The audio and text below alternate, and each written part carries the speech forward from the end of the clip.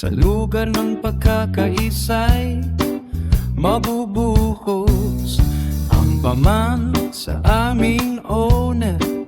Nagpahayag ng kanyang tula sa kanyang pamilya'y mabuting magpasok. Sa mga kapatid ay may mabuti na mga pagkatao.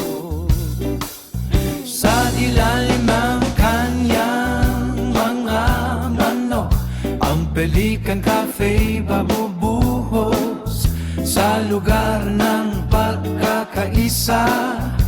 Sa hangin ay babubuhi. Sa kahit anong araw, ang Pelican Cafe patuloy na may buhay. Sa paman ng owner, ang daming tulay nagsisilbing dahil.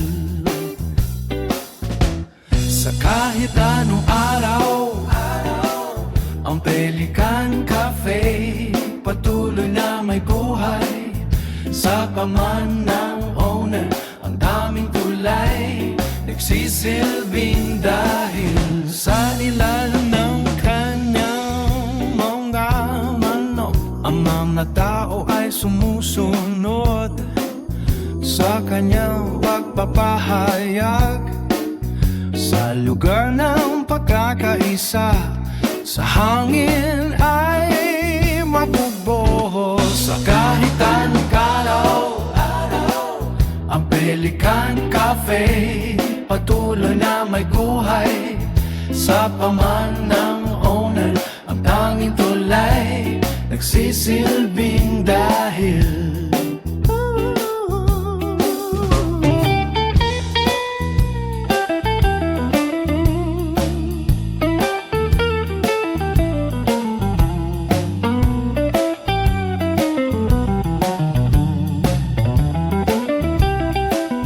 Sa ilalim ng kanyang mga manok, ang mga tao ay sumusunod sa kanyang pagpapahayag.